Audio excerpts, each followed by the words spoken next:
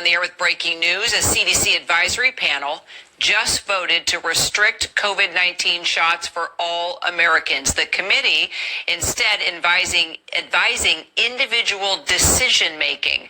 The panel, including a dozen vaccine skeptical advisors handpicked by Health Secretary RFK Jr., already made its first change yesterday, voting to separate the vaccines that fight measles, mumps, and rubella and the virus that causes chickenpox. None of these decisions will be finalized, though, until the acting CDC director or RFK Jr. signs off. But top medical organizations are already urging parents to ignore any advice coming from the panel. For more, let's get right to our medical correspondent, Dr. Darian Sutton, along with senior White House correspondent Selena Wang.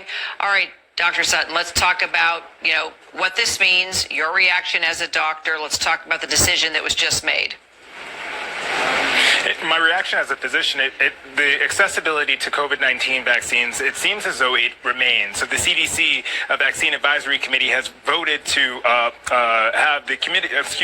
has voted to unanimously allow those who want to get a vaccine based off of individual preference. A key point here, Kira, is the discussion on whether or not a prescription was needed. Now, it was discussed at length during this advisory committee meeting on the risk of requiring a prescription, because as many of us know, getting a prescription adds another barrier to access. There were some who were for prescription, but it seems as though it came out at the end of it, that understanding that adding a prescription would create a barrier to access, and so the vote was done, and now there is not a prescription that is required to get a COVID-19 vaccine. So essentially, a person can walk into a pharmacy, as 90% of those who got vaccinated with COVID have done in past seasons, and get vaccinated without a prescription. But they do emphasize on discussing the risks and benefits of COVID-19 vaccines, which essentially is what has been done in history. I think that they're trying to make sure that those providers who are providing these vaccinations have a more discreet conversation in terms of the actual risk and benefit based off of the individual. But again,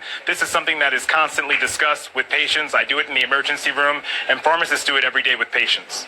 All right, so let me ask you a question, though, Doc. If the CDC advisory panel, vaccine advisory panel, voted to abandon its recommendation for the COVID-19 and is saying it's a personal choice, we're not recommending it, it's a personal choice, does that mean, since it's not recommended, that patients will have to pay out of pocket for this?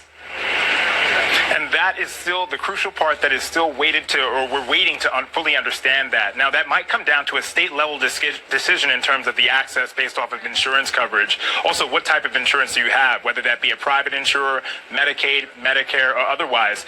That is something that is yet to be fully determined. And yes, if that does come down to, unfortunately, compromising insurance, then that creates another barrier to access. So we'll be closely monitoring this to make sure and understand and have full awareness over whether or not insurance providers will cover COVID-19 vaccines. Now, we've seen throughout this discussion in the past week as well that insurance providers have already stepped up and stated, we're going to cover the COVID-19 vaccine, but that might not be the same for each person, and it might depend on their state. These details are yet to be fully determined. Got it. All right. So, Selena, any word from the White House? No word from the White House, yes, but throughout all of this controversy around RFK Jr.'s efforts to overhaul our nation's vaccine policy, President Trump has maintained his support and backing of Kennedy. In fact, I had asked President Trump recently after Kennedy had testified on Capitol Hill, asking him if he still had confidence in Kennedy given all of the pushback we're seeing, in fact, bipartisan pushback to what he's doing. And the president told me that he likes the fact that Kennedy is different and brings different ideas to the table.